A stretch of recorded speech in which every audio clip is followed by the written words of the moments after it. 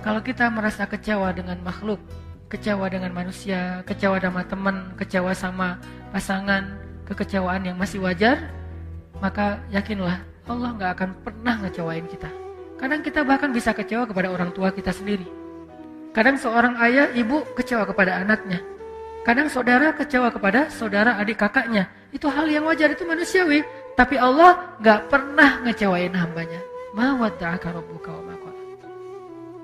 Pernah dibenci sama orang tanpa alasan? Pasti pernah. Pernah membenci orang lain tanpa alasan? Mungkin pernah. Tapi Allah enggak. Allah enggak pernah ninggalin kamu, wahai hambaku, kata Allah. Aku enggak pernah ninggalin kamu. Apa buktinya? Kalau kita mau lihat-lihat nih masa lalu kita, teman-teman, ketika kita bikin dosa aja, Allah enggak ninggalin kita, coba. Apalagi ketika kita taat. Ketika kita bikin dosa, kita enggak sholat, kita banyak maksiat, kita sombong, kita ingkar, kita nggak ngerti agama, kita menjauh dari kebaikan, Allah nggak ninggalin kita, masih ditolong. Apa buktinya? Buktinya sekarang kita bisa hijrah. Siapa yang bikin kita hijrah kalau bukan Allah? Buktinya kita akhirnya sadar untuk taubat. Siapa yang menyadarkan kita kalau bukan Allah?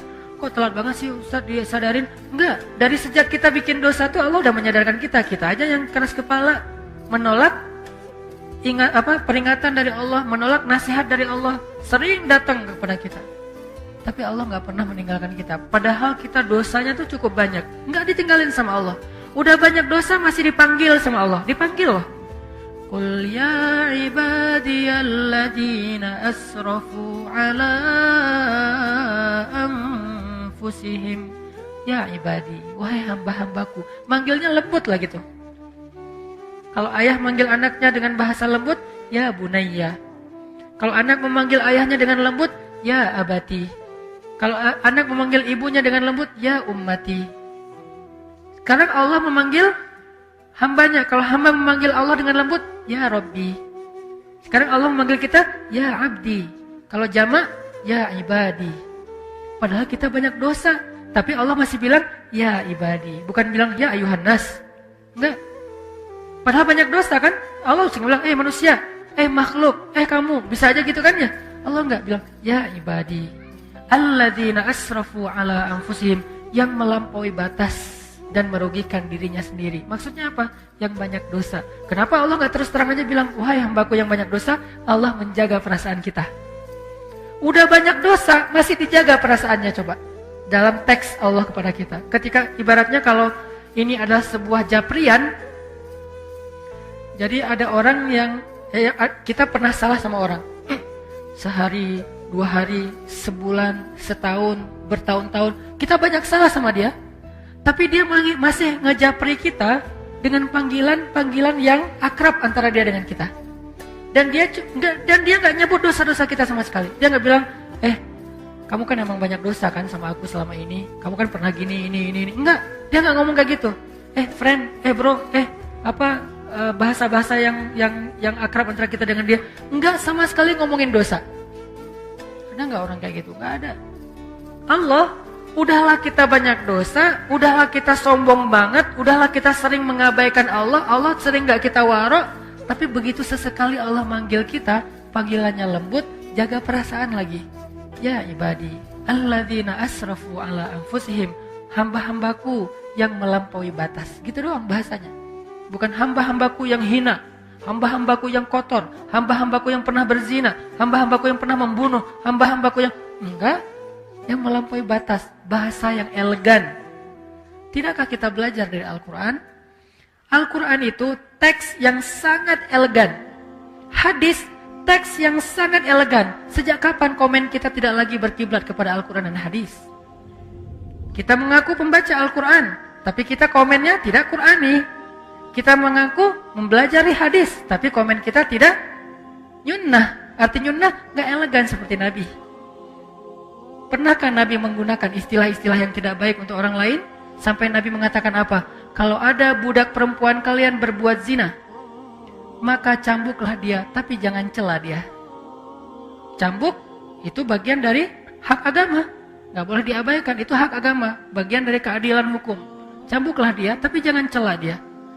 Lalu kalau dia berzina lagi 2 kali, maka cambuklah dia, tapi jangan cela dia.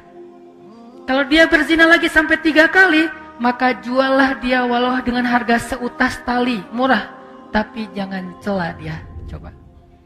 Tetap gak boleh mencela. Terus apakah kita merasa lebih layak daripada Rasulullah untuk mencela orang lain? Hanya gara-gara berbeda partai? Hanya gara-gara berbeda pandangan politik? Hanya gara-gara beda mazhab dalam fikih? Hanya gara-gara beda geng? Di mana Al-Quran dan Sunnah? Di mana Al-Quran dengan teks elegannya, di mana Sunnah dengan teks elegannya? Kita mengaku Al-Quran dan Sunnah.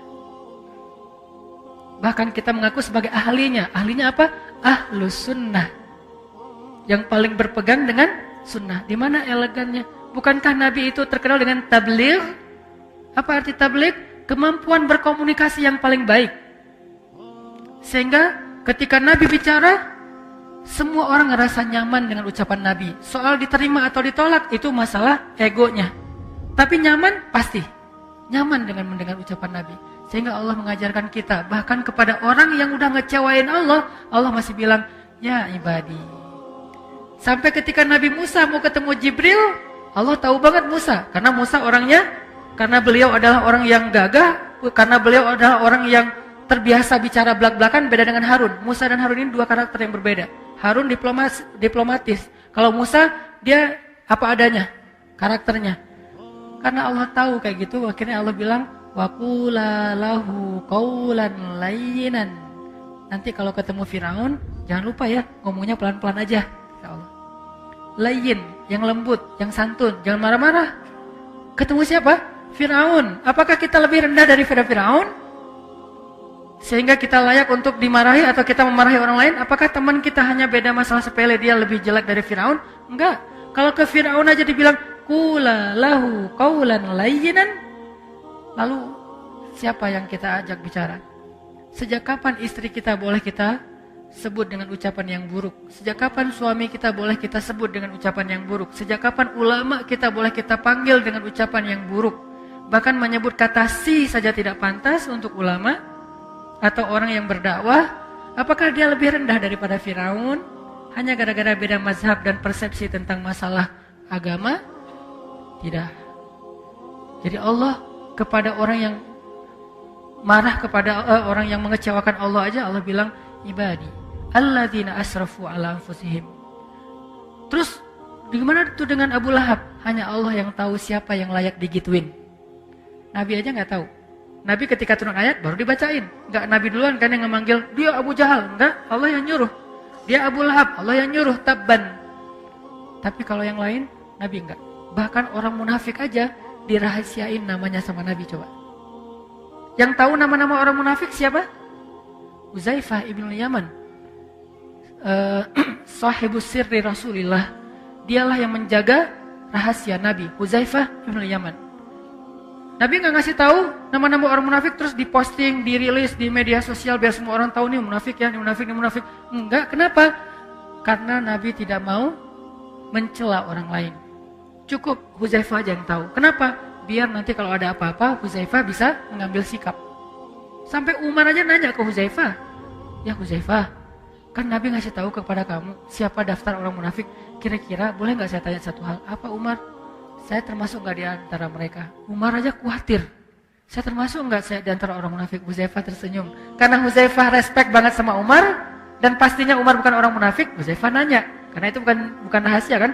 Enggak, wahai Umar, kamu nggak termasuk munafik lah. Alhamdulillah ya Allah. Gitu, dan itu bukan basa-basi teman-teman, bukan pencitraan. Kalau kita berada di posisi Umar nggak akan nanya kan?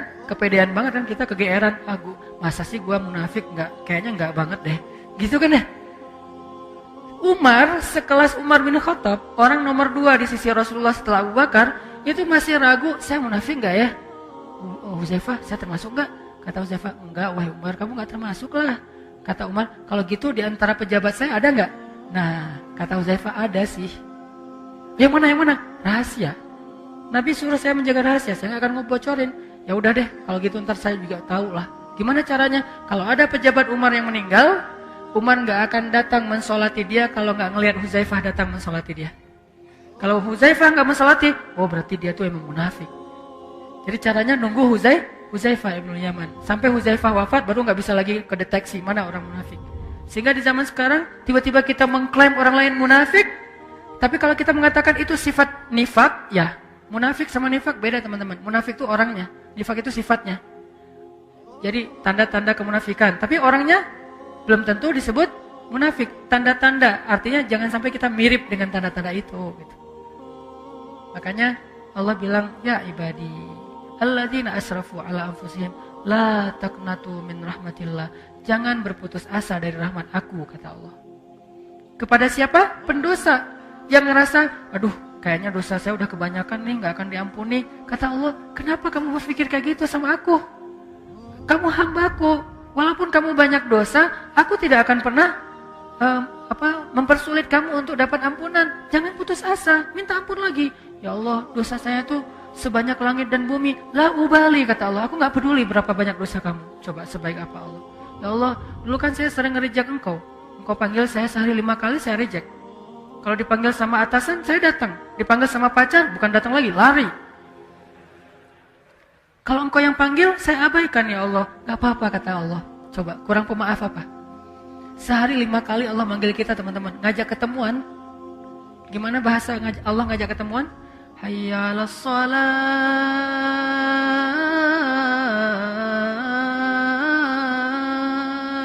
Hambaku, ketemuan yuk. Kalau bahasa kita kan? Bahasa resminya apa? Mari kita sholat. Sholat itu artinya apa? Ketemu Allah kan? Kalau kalian seolah-olah kalian melihat Allah, kalau tidak melihat kalian yakinlah Allah melihat, ketemuan gitu. Allah ngajak ketemuan, bahasanya kalau diterjemahin selama ini resmi. Saya lebih senang menerjemahkan bahasa daily kita lah. Arti hayya 'alas shalah dalam keseharian kita, yuk ketemuan yuk. Allah ngajak kita ketemuan. Padahal kita yang butuh Allah, Allah nggak butuh kita, tapi Allah yang ngajak kita ketemuan. Hayya 'alas shalah.